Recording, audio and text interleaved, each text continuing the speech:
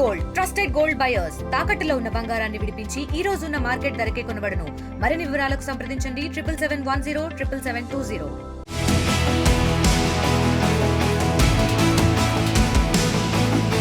Telangana ration కార్డుదారులకు సర్కార్ good news. సన్నబియ్యం పంపిణీకి ముహూర్తం ఫిక్స్ అయింది. ఉగాది నుంచి సన్నబియ్యం పంపిణీ చేసేందుకు ప్రభుత్వం సన్నద్ధమవుతోంది.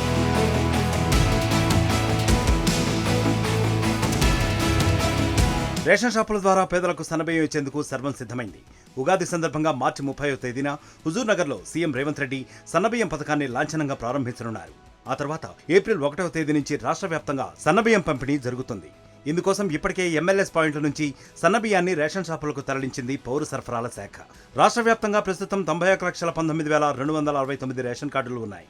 ఇందులో 2,82,77,859 మంది లబ్ధిదారులు ఉన్నారు. వీరితో పాటు త్వరలో కొత్త రేషన్ కార్డులు పొందనున్న వారికి కూడా సన్నబియ్యాన్ని అందించనుంది ప్రభుత్వం. దీంతో మొత్తంగా 1,10,00,000 మంది రేషన్ కార్డుదారులకు సన్నబియ్యం ఇచ్చేందుకు సర్కారు కసరత్తు చేస్తోంది. రేషన్ కార్డుపై ఒక్కొక్కరికి 6 కిలోల చొప్పున సన్నబియ్యాన్ని పంపిణీ చేయనుంది.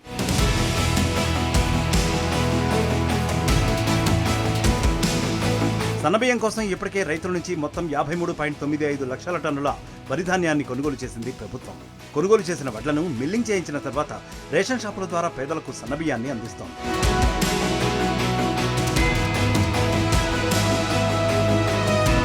ఇప్పటివరకు రేషన్ కార్డుపై దొడ్డు బియ్యం పంపిణీ జరుగుతోంది.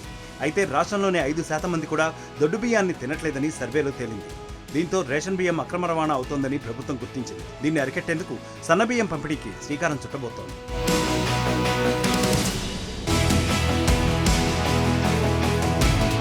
సంక్షేమ పథకాల అమల్లో భాగంగా రేషన్ కార్డు ద్వారా సన్నబియ్యం పంపిణీ చేస్తామని సీఎం రేవంత్ రెడ్డి గతంలో ప్రకటించారు. అయితే సంక్రాంతి నుంచి సన్నబియ్యం పంపిణీ చేస్తామని ముందుగా చెప్పినా ఆ తర్వాత వాయిదా వేశారు. ఇప్పుడు ఉగాది సందర్భంగా ఈ కార్యక్రమాన్ని ప్రారంభిస్తున్నారు. దీంతో రేషన్ కార్డుదారులు హర్షం వ్యక్తం చేస్తున్నారు.